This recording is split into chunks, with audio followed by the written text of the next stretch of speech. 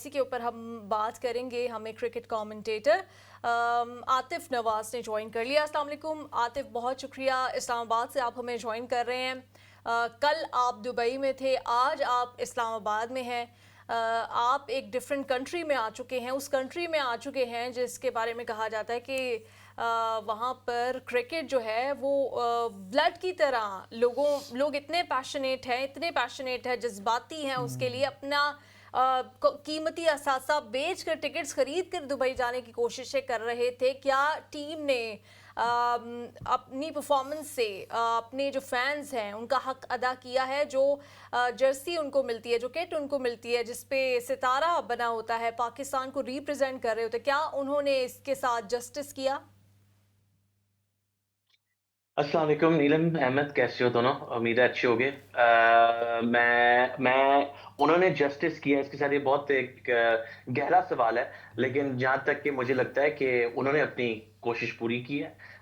Players जो हैं उन्होंने तो अपनी फुल परफॉर्मेंस देने की कोशिश की है। ये एक अलग बात है कि उन्होंने परफॉर्मेंस नहीं दी, ये अलग बात है कि उनके प्लान्स सही तरह से फॉर्म नहीं थे, ये अलग बात है कि उनकी प्रेपरेशन इंडिया और न्यूजीलैंड के खिलाफ बहुत कमजोर थी, और ये अलग बात है कि उनकी कॉन्फिडेंस एक कंप्लीटली लो पॉइंट पे है। इतनी लो पॉइंट पे शायद बड़े अरसे के बाद पाकिस्तान के प्लेयर्स की कॉन्फिडेंस देखी है। किसी ने आज मुझे कहा था कि पाकिस्तान तो चैंपियंस ट्रॉफी को डिफेंड कर रहे हैं, इस वक्त डिफेंड कर रहे हैं। तो मैंने कहा हाँ यार, दिल ने देखा नहीं, पहले मैच में 150 डॉट बॉल्स खेली हैं और दूसरे मैच में भी 150 डॉट बॉल्स खेली हैं, इससे बेहतर डिफेंस पाकिस्तान कैसे कर सकता है? तो डिफेंसिव माइंडसेट है इस वक्त पाकिस्तान का।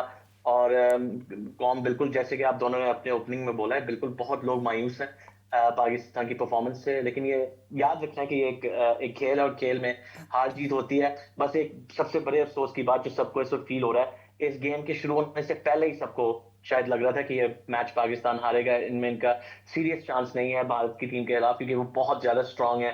भारत के पास काफी एडवांटेज भी है, वो सारे अपने मैच दुबई में खेल रहे हैं, उनको कंडीशंस का ज्यादा इल्म है, उनको कंडीशंस का ज्यादा एक्सपीरियंस है। और उनके पास ये भी है कि उन्होंने ट्रैवल नहीं करना, वो एक ही जगह पे बैठे हैं। पाकिस्तान की टीम को पहले फिर कराची से वो गए दुबई, और फिर दुबई से वापस आए इस्लामाबाद। इधर उन्होंने अपने आखिरी मैच खेले हैं, वो आज तो पक्का भी हो गया कि उनका आखिरी मैच ही होगा। तो एक मायूसी है कि 3 मैचेस के अंडर ही आपके जो होस्ट टीम है, जो डिफेंडिंग चैंपियंस हैं, वो बाहर हो चुके हैं। तो बिल्कुल एक बहुत डिसअपॉइंटमेंट की बात है।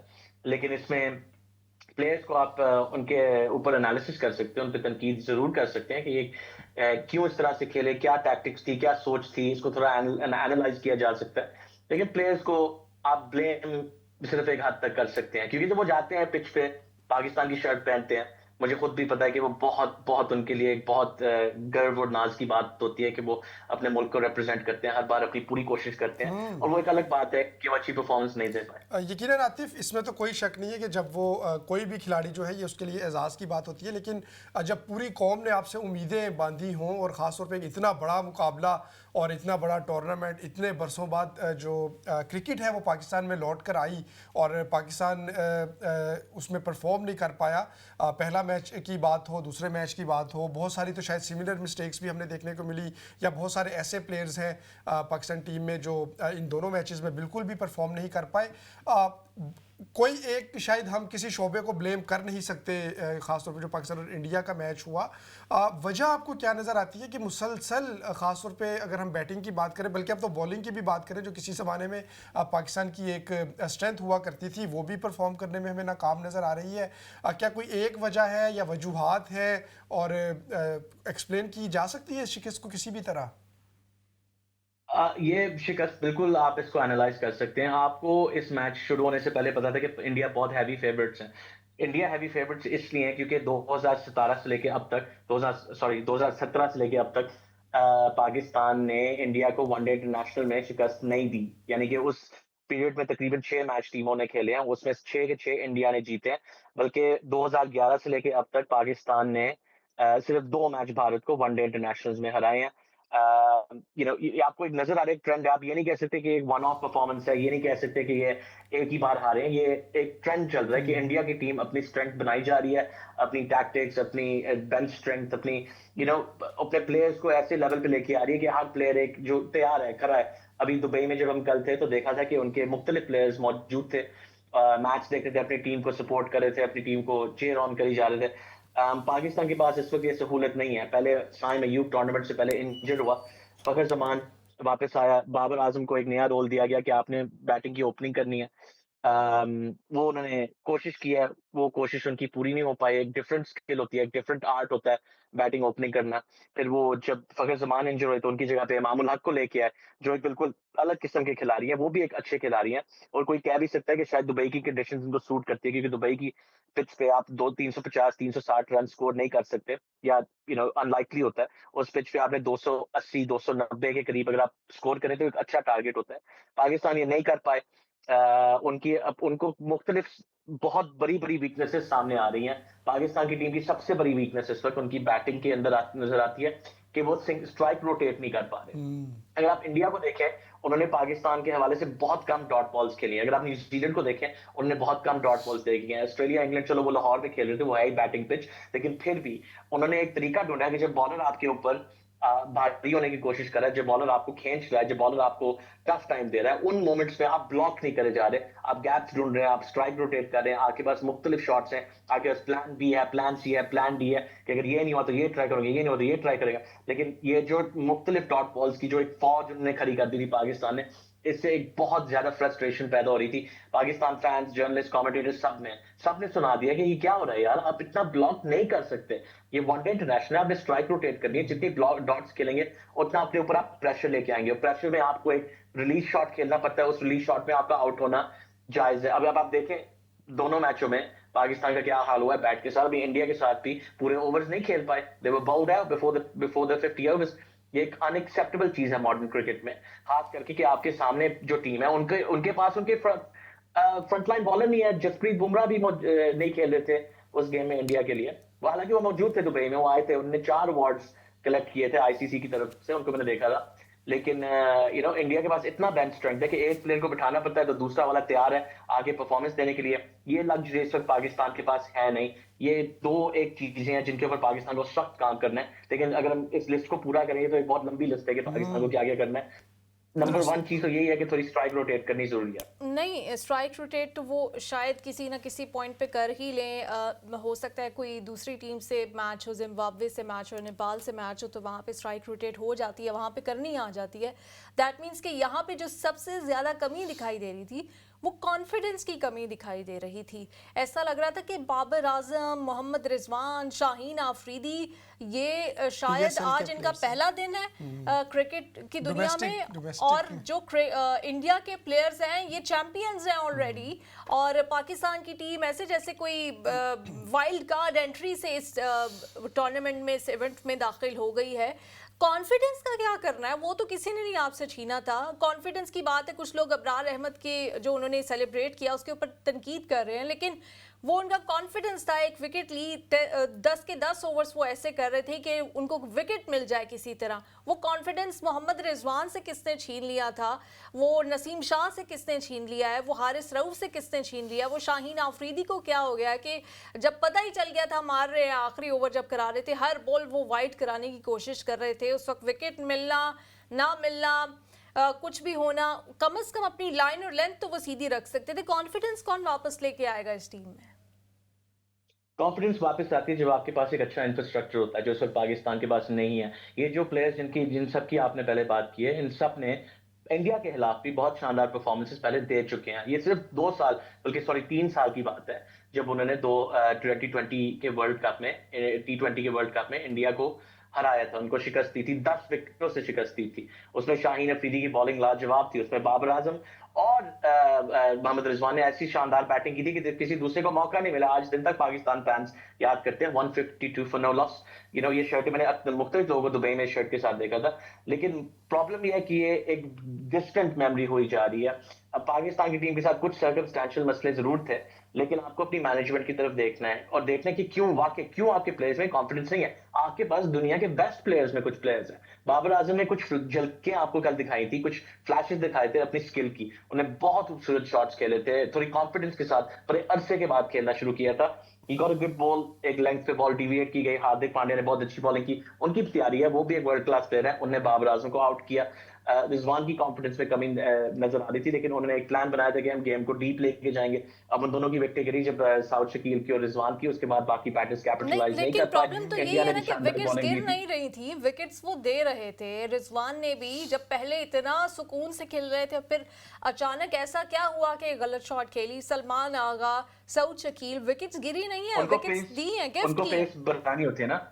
नो, आपको पेस बनानी होती है इनिंग्स की। आप पूरा वक्त 4 रन पर ओवर पे नहीं खेल सकते, क्योंकि एंड में अगर आप 200 फॉर 4 पे 50 ओवर खेलते हैं तो इसका क्या आपको फायदा हुआ। आपने एक बेस बनानी है और फिर उस बेस के बाद अटैक करना है। अब आप बिल्कुल उनके शॉट्स पे तनकीद कर सकते हैं कि क्या शॉट थे जिन पे आउट हुए थे दोनों, रिजवान और साउथ शकील, क्योंकि उन्होंने काफी टाइम मिडिल में स्पेंड किया था, तो उनके बेहतर अटैकिंग शॉट्स बनते थे। लेकिन ये स्टाइल ऑफ प्ले भी बिल्कुल बनता था। उन्होंने एक बेस बनाई है, उन्होंने टाइम स्पेंड किया मिडिल में, अब उनको अटैक करना चाहिए। जो शॉट साउथ शकील खेल के आउट हुए थे, बहुत एक डिसअपॉइंटिंग शॉट था, क्योंकि वो बहुत अरसे से मिडिल में थे, बॉल को मिडिल कर रहे थे, उन्हें गैप्स ढूंढे थे, उन्हें टाइमिंग पकड़ ली थी।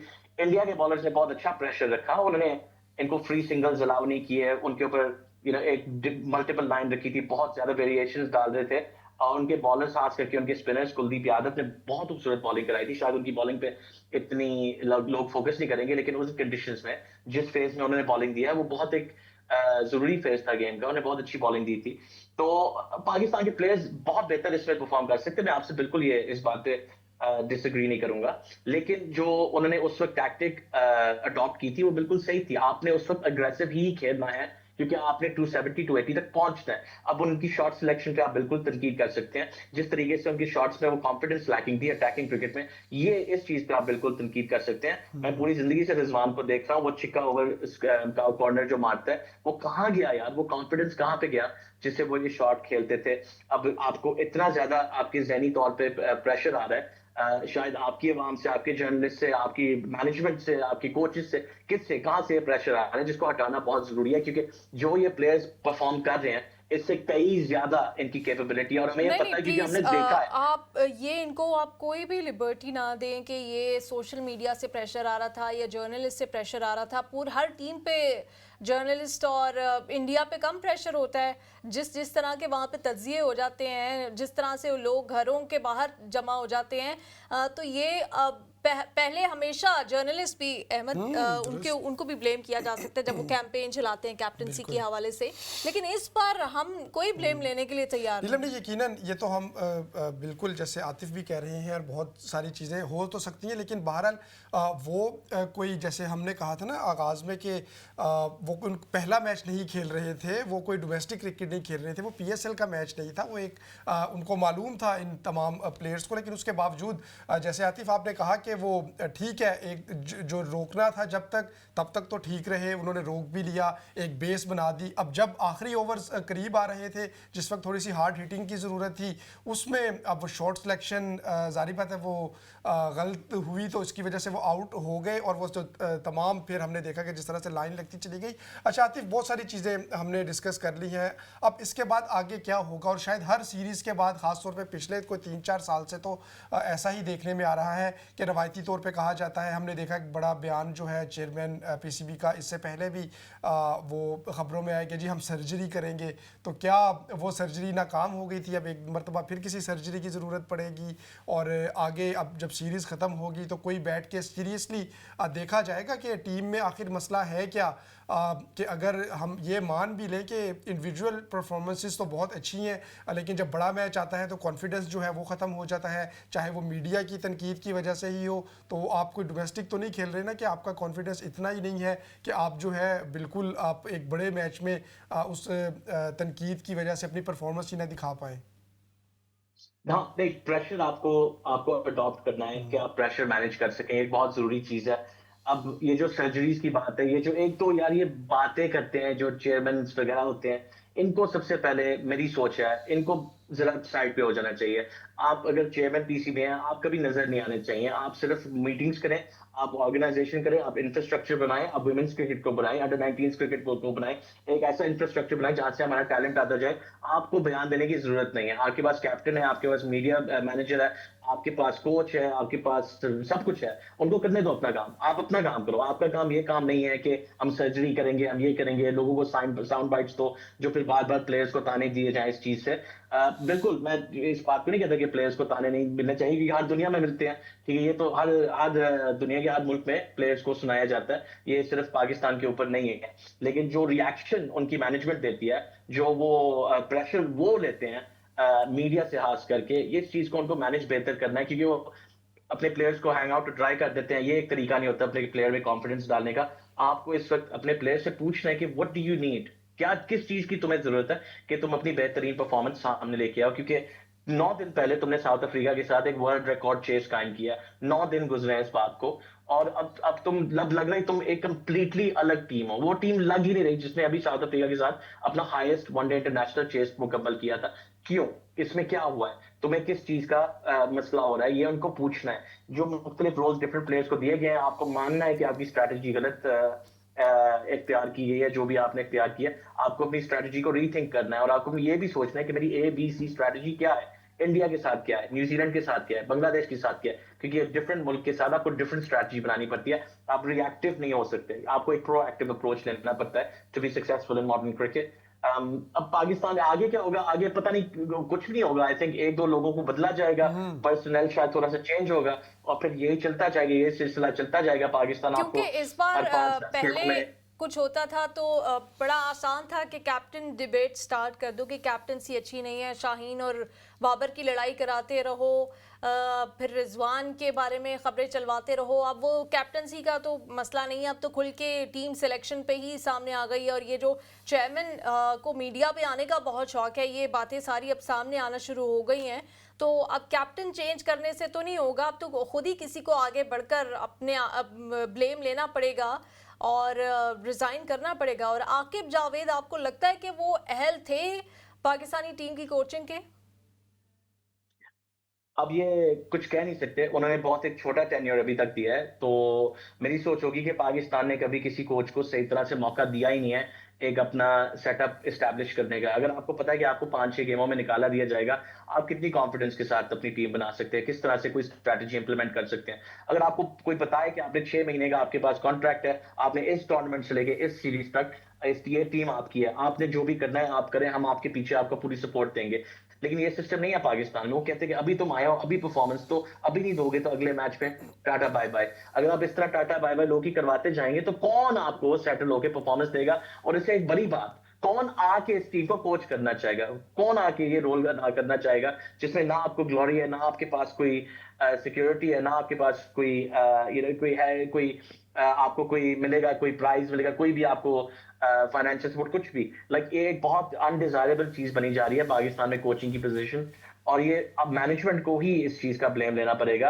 अब ये वो कहेंगे कि हमने 2 मैचेस खेले हैं, 2 मैचेस अच्छे नहीं खेले। रिजवान ने फुल ब्लेम उन्होंने अपने ऊपर डाला है। लोगों ने उनको कहा भी है कि शायद आप कहेंगे कि इंडिया के फेवर में बहुत ज्यादा थी ये गेम, ये टूर्नामेंट। उन्होंने कहा नहीं, हम इस तरह नहीं सोचते, हमने ही अपनी बेस्ट परफॉर्मेंस नहीं दी, हमें ही इस चीज की रिस्पॉन्सिबिलिटी लेनी है। जो एक बहुत एक एडमिरेबल सोच है। लेकिन रिस्पॉन्सिबिलिटी लेना ये नहीं है कि बस बोलें कि हाँ हमने रिस्पॉन्सिबिलिटी ले ली। आपको दिखाना है कि आपने समझा है कि आप क्यों हारे हैं, आप समझे हैं कि आपकी और दूसरी टीम में इतना बड़ा गैप क्यों नजर आया, और इस चीज को, इस गैप को आपने छोटा करना है। क्योंकि जो इंडिया पाकिस्तान की राइवलरी जिसके ऊपर इतने चर्चे चलते हैं, इतनी हाइप होती है, इतनी बिल्डअप, इतने स्पॉन्सर्स, ब्रॉडकास्टर्स, मीडिया जो सब पीछे आती है, ये छोड़ देंगे। अगर इस तरह ये वन साइडेड राइवलरी बनती जाए तो ये छोड़ देंगे। अभी तो सोचे कि अभी हम बायलैटरल क्रिकेट नहीं खेलते।